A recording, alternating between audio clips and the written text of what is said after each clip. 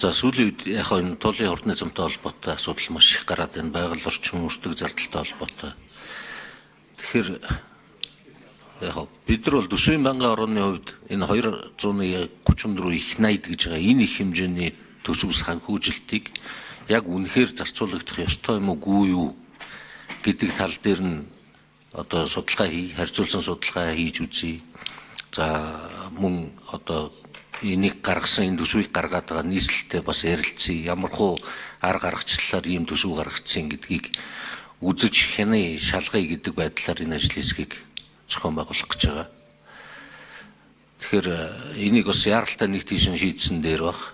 Зарим нэг мэдээлэлээр бол одоо яг энэ өртөг маань өөрөө одоо 30 дахин илүү биш 30%-аар илүү өртөгтэй байна гэдэг ийм тооцоо байгаад байгаа. Тэгэхээр энийг бас магадлаа гэдэг үүднээс ажил хэсэг байгуулж байгаа. Байгуулъя гэсэн санал гаргасан. За би одоо нэг ийм жишээ рүү орох гэж байгаа юм болоо гэж бодож байна. Бид орон нутгийг алхахаар бие даасан санхугаа авч явдаг байгаасаа гэж хүсэж байгаа.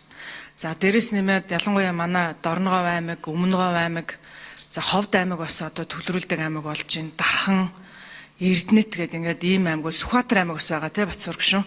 Бас улсын төсөвт бас тодорхой хэмжээний орлого төвлөрүүлдэг бас ийм аймагуд болж байгаа. За энэ бол зөв зүйтэй юм аа. Тэгээд эдгээр аймагуд нь өөрснөөсөө олсон орлогыг за дээрэс нь ялангуяа манай Өмнөгов аймаг бол улсын төсөвт хамгийн ихээр төвлөрүүлдэг аймаг учраас ер нь одоо улсын төсвөөс хамаг мөнгө өгчөөд өөрснөө нэг дулааны цахилгаан станцын мөнгө ч гэсэн улсын төсвөөс гуйгаад байхааргүй өөрснөө ирээдүйн орлогоороо бас ингээд бонд босгодог, санхүүгийн харилцаанд ордог байя гэдэг асуудлыг миний мэдж байгаагаар сүүлийн 10 гаруй жил яриад тэгээ энүүнийг хамгийн эхлээд нийслэл Улаанбаатар хот эхлүүлж байгаа юм байна гэж би ойлгосон. За энэ хурдны замынхан нарийн одоо тооцоол энтрийг нь бол би инженер хүн бишийн хувьд одоо сайн мэдэхгүй байна. Гэхдээ нөгөө талдаа орон нутаг хэрвээ өөрөө төсөл хөтөлбөр хий гэхэд нь одоо улсын хурал дээр бүгдээрээ нутгийн өөрөө удирдах байгууллага эрхт нь халдаад төсвийн тухай харилцаагаар тэртээ дөрвөө явж байгаа юмыг энд авчирж ирж хилцэх гэж одоо хилцдэг болох гэж байгаа юм уу? Тэгвэл Өмнөгов аймаг, Дорногов аймаг гэдэг энэ том аймагуудын хувьд санхүүгийн хувьд тэгвэл эдгээр бие даах хүсэл сонирхол их бага болох болов уу гэж би харж байгаа. Бид нар уг нь бол айлхаар өөрснөө орлогоо олоод өөрснөө зарлага нөхөд ингэж явдаг байхыг уриалаад байгаа шүү дээ, тийм ээ. Манай төсвийн банкны орон дарга бол өөрөө Өмнөгов аймагаас сонгогдсон улсын хурлын гишүүний хувьд хомсоо сонгогдсон сайн мэдж байгаа. Тэгэхээр нэгдүгürt одоо энэ харилцаар нь бид нар нутгийн өөрөө удирдах байгууллага бодвол энд чинь бас аудит, нийслэл чи өөрөө нийслэлийн аудиттай, нийслэлийн бараг бүхэл байгууллагын бүтэц байдаг. Тэгэхээр энэ юмнуудаараа орсон байлгүй дээ. За дээрэс нэмээд зам тээврийн хөгжлийн төв, тэгээ зам тээврийн хөгжлийн төв гэд ингээд эднэрийн бас хяндаг байгууллагуудаар хянагдсан байлгүй дээ. За ингээд эдгээр байгууллагуудаас нь давж бүгдээрээ нарийн инженерчлэгийн дүгнэлт хийх гэж байгаа юм уу? Бүр замын нарийн мэргэжлийн одоо эдийн засгийн үр өгөөж юм. За хоёрдугаарт нь яг эдийн засгийн үр өгөөж ярих юм бол жишээлбэл би энэ хилцээрт өөрөө орж исэн үний хувьд сайн мэдж байгаа. Дархны замыг гэхэд бид нэр Европын сэргийн босголт хөгжлийн банкнаас бид нар одоо хоёрхан урсгалтай ингээд ганцхан зам байж болохгүй байна. Аюулгүй байдлаасаа хоёр игнэтэй юм одоо хоёр зам байх хэрэгтэй байна гэд энэ хилцээрийг хийж хаад Азийн хөгжлийн банк, олон улсын байгууллагууд эдийн засгийн үр өгөөжийн тооцоод бол энэ бол эдийн засгийн хувьд ашиггүй байна. Санхүүжүүлмээргүй байна гэж хэлжсэн.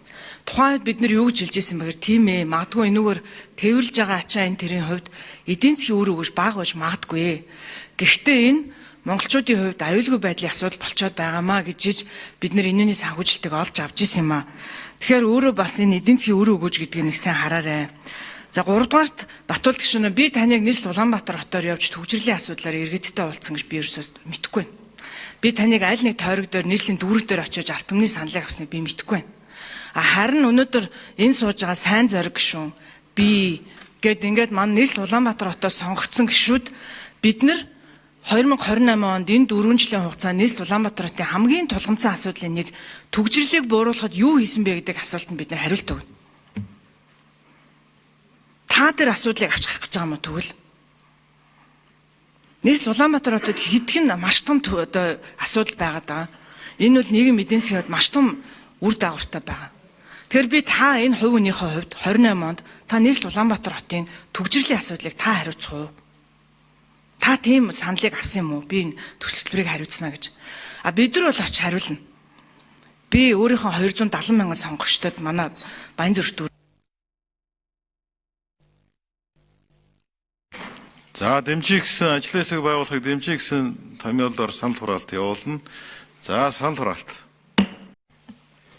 Санал хураалтанд 19 гишүүн оролцсноос 9 гишүүн дэмжиж 47.4% дэмжигдсэнгүй. За туулын урдны замтай холбоотой өртөг зардлын зөвхөн үзчихье гэсэн чинь ажлын хэсэг байгуулаад явъя гэдгийг саналын маань дэмжсэнгүй нэгдүгürt. Тэгэхээр энэ одоо хулгайгаа хаацалж ийн л гэж үзэхээс өөр аргагүй болоод байна. Хоёрдугаар гэх юм бол гадаад зээллийн ашиглалтай холбоотой энэ нэг хуулийн төсөл явж байгаа. Хоёр том явуулах ёстой төслийг дагуулад бизнесийн зарчмаар явж болох ийм төслийг оруулж ирчээд тэрийг хуулиар хамгаалаад хулгай хийж явах гэж байгаа. Тэгэхээр энэ асуудлуудыг одоо хилцгээс татгалзаж байгаа учраас эрчээс асууж байна.